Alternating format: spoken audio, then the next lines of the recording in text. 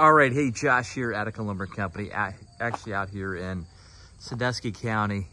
And check this one out here, 24 by 44, 10 feet tall with a cantilever porch.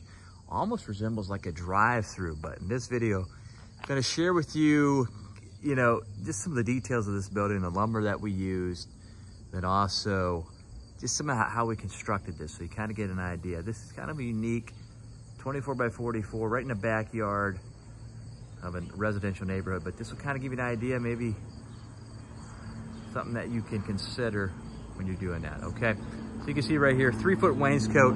Now you can get wainscot custom, and if you've been following along here, I think I cut a video a couple days ago. We had wainscot custom made, 3 foot 6 inches. And again, it came up and matched the window. This one right here, 3 foot. All right, that's kind of the standard, 3 or 4 feet, but you can see, depending on how you want to match it up with the windows. Now, if you're going to put shutters on there, the wainscot, you may not want to do that. It may look a little tacky. All right, you can see that's an Anderson silver lined window there. All right, and also, when you're doing this, and I mentioned this before, but leave that up just a little bit above sidewall steel. Okay, we've had a couple instances, when you do quite a few of these buildings, but have rust, so let that water go. All right. All right, so let's go inside here, but you can see how this is set up here. All right, so again, 24 by 44 pole barn building here. You see it's almost like a drive-through here, and it's got this cantilever porch over here. You see you go right through here. All right, and the lumber that we use on these buildings, again, 2 by 6s, 30 inches apart. Some of these videos you've probably seen that we've done, it's been 2 by 4, 2 feet apart. But again, it depends on the variance, the zoning, and so forth. And you can see here we use 1650 lumber. All right, and that's not a 2 grade, that's a 1650. So what that is, a 2 grade mikes out about 1,011, 111.50, but a 1650 gives you about 500 more pressure, tensile strength than a number 2 grade. So 1650 lumber being utilized all throughout this building. And then obviously the truss system is spec'd out, engineered. And you can see here, actually, I'm gonna back this up just a little bit. As far as the cantilever section here, check this out. The bottom cord of those trusses, see that? 2 by 6. Because again, it's spanning over to that cantilever, which is 8 feet. See the bottom cord 2 by 6 and the top cord up there 2 by 6. And we go back here in the regular part of the building, the engineering specs, you can see that's a 2 by 4 bottom. And actually the engineering specs call for a 2 by 6 top cord. All right, vapor barrier used up there as well. And then another thing I want to mention here, 4 by 6 intermediate post. All right, I think for this building. You've been seeing a lot of the videos probably that we use 3-ply laminated columns.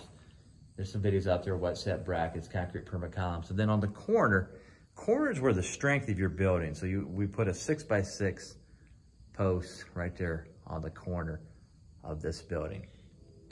All right, and then you can see also, this is not a very tall building, but this actually will share with you here. In between the post here, we put a 2 by 6 to connect the trusses. See how that is? We put 4 nails on both sides there. 1, 2, can you see the nails up there? But that holds the trusses in together. You can see the hurricane ties, those hurricane ties that we connect. Again, that's a must. You gotta have a lot of wind, and that just keeps the building tighter, keeps it safe and secure. All right, so that kind of gives you an idea here. Again, 24 by 44, not a huge building, but it's gonna serve its purpose here. And then I wanna show you this cantilever. Now you're probably asking, how far can you do a cantilever?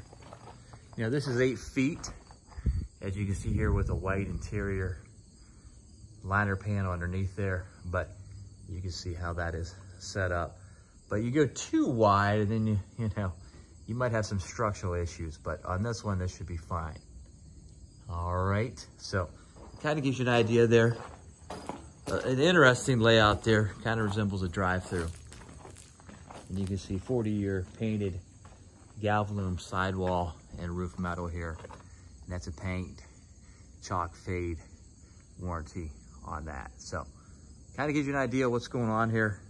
So prices are coming down here. Lumber prices definitely have segued down. Now the metal prices, for example, they are not coming down right now. So if you're quoting pole barns, you're probably seeing why are the prices still probably above a little bit of average.